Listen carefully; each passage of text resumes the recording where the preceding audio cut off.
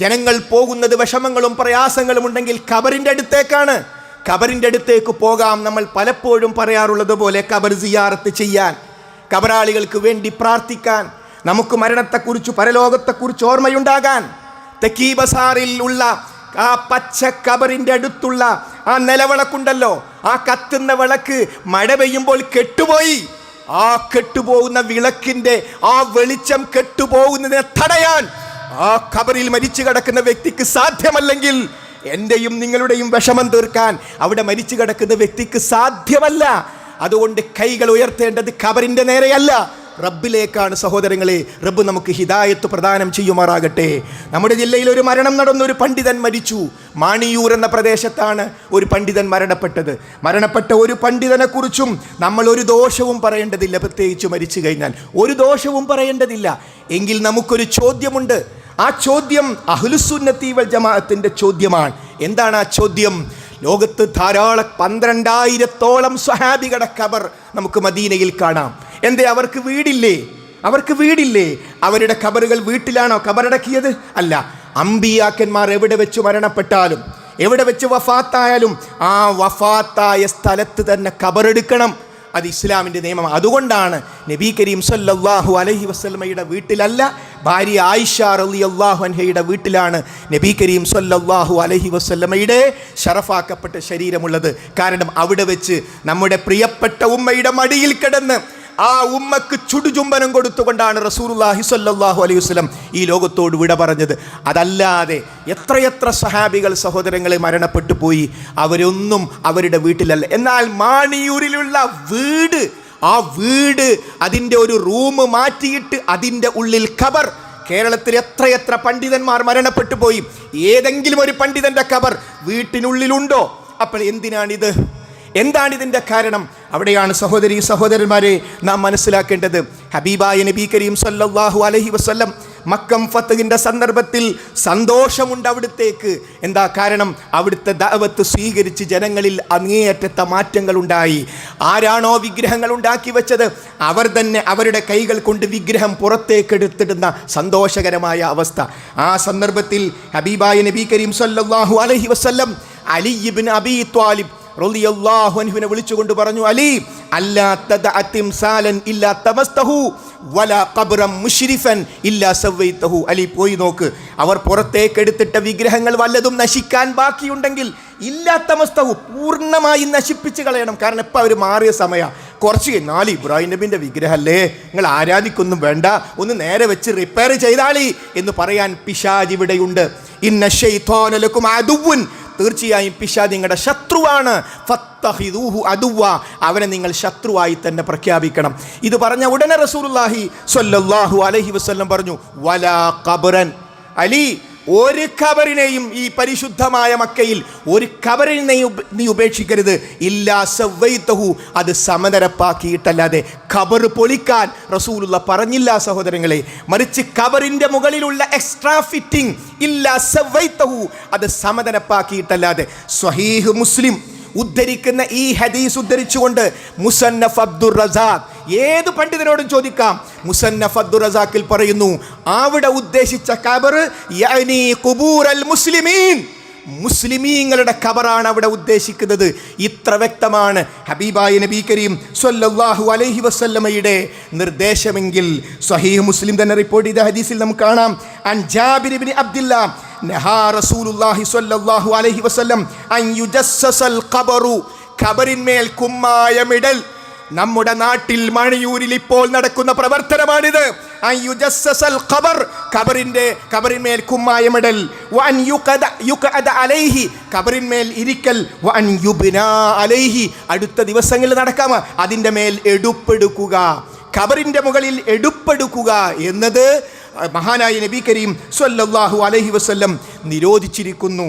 ലഅനല്ലാഹുൽ യഹൂദ വന്നസാറ ഇത്തഖദു ഖുബൂറ അംബിയാഹിം മസാജിദ, ജൂത ക്രൈസ്തവ വിഭാഗത്തെ അവരിലേക്ക് വന്ന പ്രവാചകന്മാരുടെ ഖബറുകളെ പ്രാർത്ഥനാ കേന്ദ്രങ്ങളാക്കി എന്നതിൻ്റെ പേരിൽ അല്ലാഹു സുബ്ഹാനഹു വ തആല ശപിച്ചിരിക്കുന്നു എന്ന് നമുക്ക് കാണാം. അതുകൊണ്ടാണ് ഇന്നി അൻഹാകും അൻ ദാലിക്, റസൂലുള്ളാഹി പറയാ, ഞാൻ നിങ്ങളോട് ആ കാര്യം വിരോധിച്ചിരിക്കുന്നു. മഹാനായ നബി കരീം സ്വല്ലല്ലാഹു അലൈഹി വസല്ലം ഈ ലോകത്തോട് വിട പറയുമ്പോൾ അവിടുത്തെ ശബ്ദം കുറഞ്ഞു കുറഞ്ഞു വന്നു. സ്വഹാബികൾ കാത്തിരിക്കും, അള്ളാന്റെ റസൂലിനെങ്ങാനും ഇമാമ് നിൽക്കാൻ കഴിഞ്ഞാൽ ഞങ്ങൾക്ക് റസൂലുള്ളയുടെ പിന്നിൽ ഈ മൗമൂമീങ്ങളായി നമസ്കരിക്കാമല്ലോ എന്ന്. അങ്ങനെ സാധിക്കാതെ വന്നാൽ മഹാനായ അബൂബക്കർ സിദ്ദീഖ് റളിയല്ലാഹു അൻഹുവിനെ അവിടുന്ന് ഇമാമാക്കാൻ നിർദ്ദേശിക്കും. അങ്ങനെ അവസാന ദിവസങ്ങളിൽ റസൂലുള്ളയുടെ ശബ്ദം കുറഞ്ഞപ്പോൾ സ്വഹാബത്ത് ഇങ്ങനെ റസൂലുള്ളയിലേക്ക് കാത് കൂർപ്പിച്ചു കേട്ടു. അപ്പോൾ പറഞ്ഞ വാക്കാണ് ലഅനല്ലാഹുൽ യഹൂദ വന്നസാറാ ഇത്തഖദൂ ഖുബൂറ അംബിയാഇഹിം മസാജിദ. ജൂത ക്രൈസ്തവ വിഭാഗങ്ങളിലെ അവരിലേക്ക് വന്ന പ്രവാചകന്മാരുടെ ഖബറുകളെ പ്രാർത്ഥനാ കേന്ദ്രങ്ങളാക്കി മാറ്റി എന്നതിൻ്റെ പേരിൽ അള്ളാഹു ശപിച്ചിരിക്കുന്നു. ലാ തജ്അൽ ഖബരി ഈദാ, എൻ്റെ ഖബറിനെ നിങ്ങൾ ഒരു ഈദിന്റെ സ്ഥലമാക്കി മാറ്റരുത്.